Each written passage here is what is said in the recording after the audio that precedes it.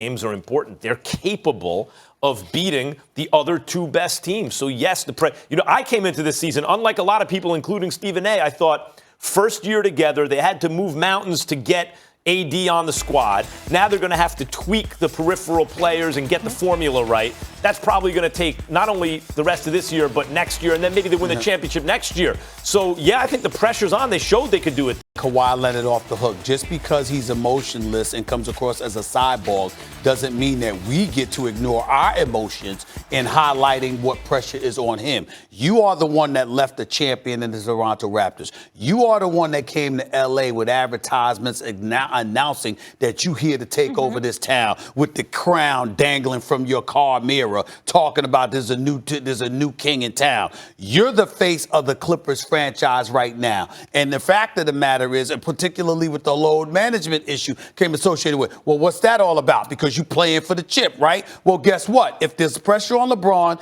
there's pressure on Kawhi Leonard. But the other thing I like to add is this. You know who I don't want to let off the hook? Freak. Kyle Kuzma. Oh. It is time.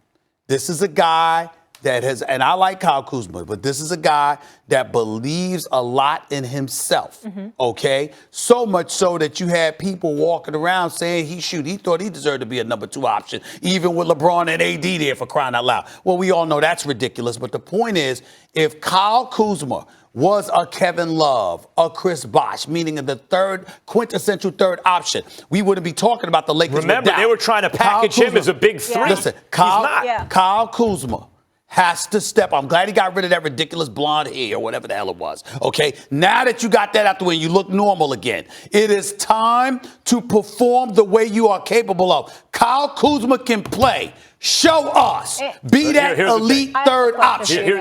Here's the thing. The Bucks actually, Giannis has a little bit of an excuse because he really doesn't have a number 2 option that can go get his own shot at an elite level. As I even said, a Drew Holiday instead of a Bledsoe who hasn't come up big in the playoffs. Middleton's had a great year, but athletically he is what he is. So I'll give Giannis still that. Kawhi has no excuses. Because, no, the team's not perfect. No team is perfect. LeBron's got no excuses. No, the team's not perfect. They could use another playmaker. Kawhi could use a big who could block shot. No excuse. They have enough. Yeah. One of those two is likely to be the Finals MVP. They will be the first man ever in the history of the NBA to win Finals MVPs with 3 separate teams. That team will be the best team in the league. That player will be the king of basketball. You're right about pressure on Kawhi. This is what he wanted. He's going head-to-head with LeBron. Let's see who owns this league. Is it LeBron or Kawhi? I got to tell you something. I mean, I'm looking at, again, Kyle Kuzma doesn't belong in that conversation, but the reason why he's so important is because when I think about a third option, let me say this. Boy, do I wish the Lakers had Bradley Beal. Oh, my Lord. Come on. Sure, oh, my Lord. Oh, my Lord. I mean, all they need is Bradley Beal. Listen. There are people in D.C., in the nation's capital, who will remain nameless, that do not give Bradley Beal the love that he deserves. Bradley Beal is averaging 30. Yeah. He's been averaging 37 since All-Star break. Now, my argument isn't helped. My argument isn't helped by the fact that the dude just shot like 1 for 11 in the fourth quarter on Sunday or whatever. I get that. Your timing's off. But his time is off. If the Lakers have Bradley Beal, it wouldn't even be fair. No, but what I'm saying, I'm talking about instead of Kyle Kuzma. I'm just talking about. Yes. I know that, but what I'm saying is, I just look at somebody like that. I'm talking about his game.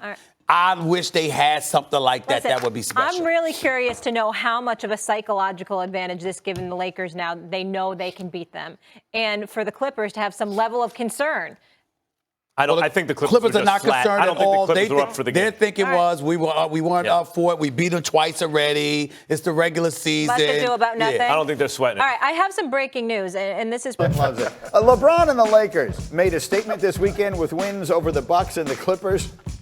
They'd been 0-3 against them this season coming into that game.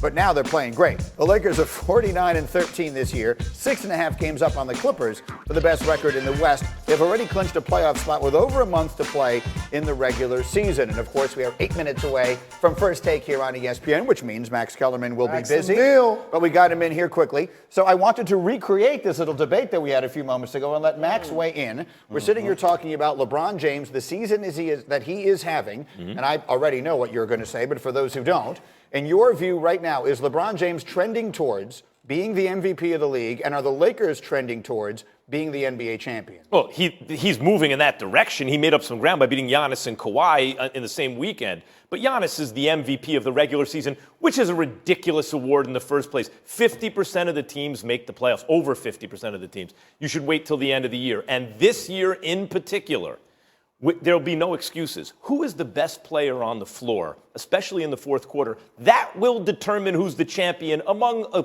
group of teams that I think most people acknowledge is likely to be the Bucks, the Lakers, the Clippers. One time, LeBron was the best player on the floor when he's played Kawhi this season. They won that game. The other two times, Kawhi was the best player. They won those games. But in the regular season, it's probably a moot point because Giannis has simply had more value than anyone else. I strongly disagree with the take that we shouldn't have a regular season MVP.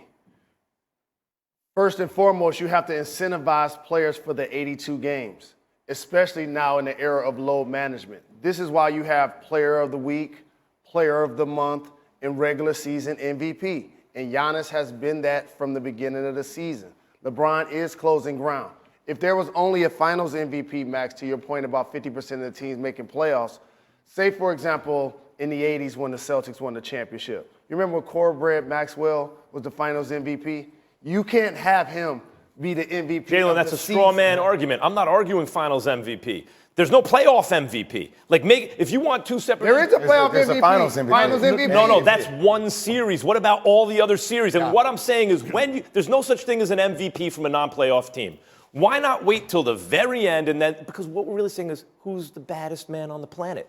It was LeBron for a long time. It was Kawhi last year. Can LeBron regain the throne? Can Kawhi defend it? Can Giannis take it by force? That's what we're asking. How do you guys factor into this? Because I've heard a lot of coaches say this, that they will not relinquish the scheme on Giannis because they want to wait until they get to the playoffs to a certain degree, right? So when you see him have these numbers that are incredible numbers, but then you see the strategy change in the playoffs, what does that say about the regular season? That is true, Jay. But I was sitting there watching the Clipper game. That's exactly what they just did to the Lakers. Y'all think they're going to let LeBron James dribble 3-4 times on the post without double teaming him? Y'all seen LeBron James at the top of the key? You did a great job of breaking down that screen and roll. In the playoffs, they're going to blitz I agree with you. I said or that, yeah. switch that. So they weren't doing what they're going to be doing either. Well, except the one thing about the Lakers and LeBron, and I agree with you that LeBron's just incredible. I'm not giving him extra points for being old. Like that historically will reflect very well on him. But right now, against the Warriors in 16,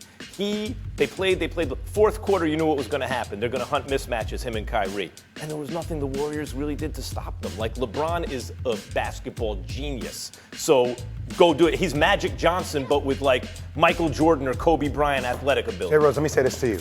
Because you're a basketball savant, you pay attention to the game, your skill set was off the charts, right, for somebody your size. When you think about the best player in the world, that's different than dominant player in the world, right? Correct. Will you say that Giannis is the best player in the world, or are you saying that he's still lacking some skill set? Because I think about the MVP, you have to have the whole package. You have to be able to give it to me whatever way you want. I just don't look at numbers. I look at you being dominating of the game, demonstrative. I can do whatever I want whenever I want. I don't see Giannis being able to do that. That's a great point. To me, the best players in the league are Kawhi Leonard and Kevin Durant. The most dominant player is Giannis. He's the unstoppable force. Did we leave LeBron James out? We don't have LeBron James. Okay. That guy. Not a skill set, though. We've been basically playing three-card Monty with those three guys the last 5 or 6 Two-way years. wings are always the guys you want. I'll just LeBron, say, Shaq in his KD, prime. and Kawhi. I hear you. Depending on what year it is. LeBron, KD, and Kawhi. Shaq in his prime was the MVP and the best player in the world, and his skill set was not as well. Like that's good as a rule of thumb, what you said, but sometimes a guy comes along who can do a one-trick pony. I hear you. Can't beat the trick. But I want to fix your argument. But you can. He hasn't achieved the That's ultimate right. goal He yet. needs a crime He hasn't partner. won a world championship. He needs a crime partner. I want to fix your argument about playoff MVP and finals MVP. You need the people who vote for it to take into account that the guy on the losing team could be the best player No in the doubt. series. Facts. The year Agreed. that Andre Iguodala won it, LeBron James is on the sure. losing team. He should have won it. LeBron should have been Finals MVP. I agree with you. Definitely 2 But years yeah, We ago. don't have basketball people making those decisions sometimes. That's why. And what a lot of people don't realize, there's only like 10 media people that vote for Finals MVP. Because if I was one of the voters, I would have voted for LeBron James, even though he was on the losing team. All right, we have to let Max go. First take starts in 3 minutes. We I don't will wanna meet let you Max over go. there, Max. Handsome gentleman Just sitting up when we here. thought it was going to go the other way. Hey, who's the best